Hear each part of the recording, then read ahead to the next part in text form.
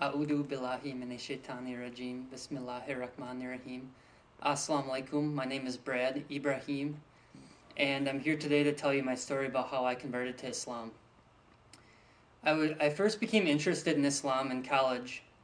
I went to UW-Madison, and there were a lot of Muslims on campus, and I was always kind of interested because growing up, my family is Lutheran, and I would go to church, and our pastor would talk to the congregation in a very condescending manner and kind of made you feel guilty about going to church, and that's not really the point. I wanted to feel good when I came out of church. So I guess I went to college without any religion, and I was searching for something to grasp onto, and then 9/11 happened, and I became more interested because I knew that what the media was saying about Islam was not true.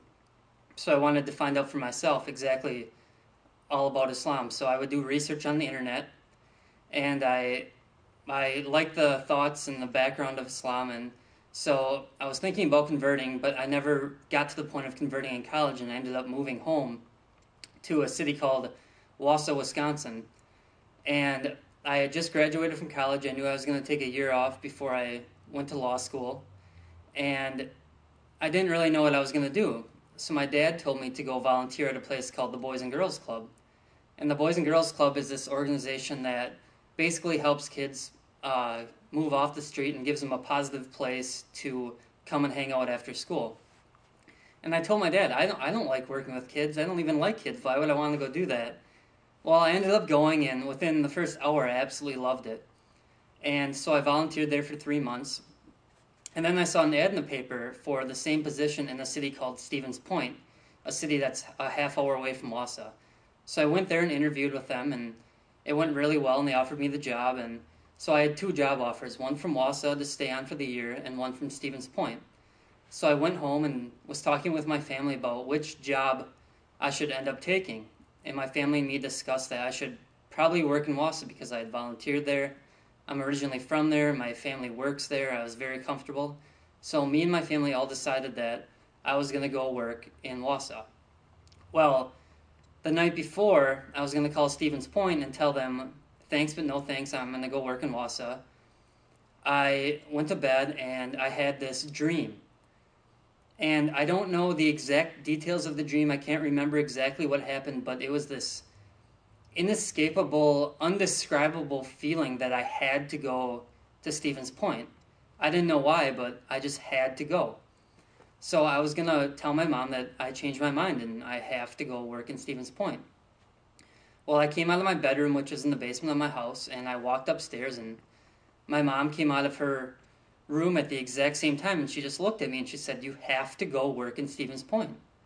And I said, "Why?" And she said, "Well, I had this dream last night that you have to go work in Stevens Point." I said, "Really? I had the exact same dream." She said, "Yeah, you have to go." So I called him up and said, "Yeah, I will come work for you." So what happens? Well, the first day I start my job, I'm having my initial training and things, and oh, guess who walks in but a hijabi girl. And first time I saw her, I had this kind of feeling that I had known her, or something very comfortable, and it was a really strange feeling because she wasn't even supposed to be there or anything.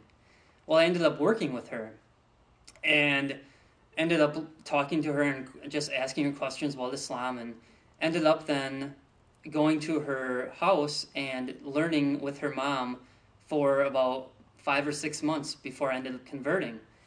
And I really feel like the reason I had that dream or that indescribable feeling, my mom also had that same indescribable feeling, was for God to send me to Stevens Point so that I could convert to Islam.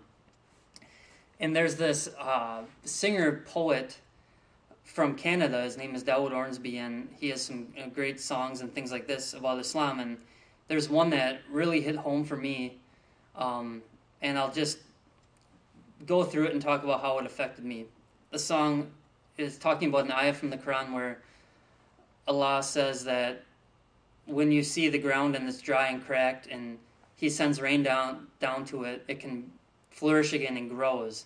And He says that anybody who is intelligent can see that this is from God and things like this. And his song starts off, The earth is hard, soil is cracked, bleached and blistered, trees bend, withered and weary, ground gasps, dusty and dry.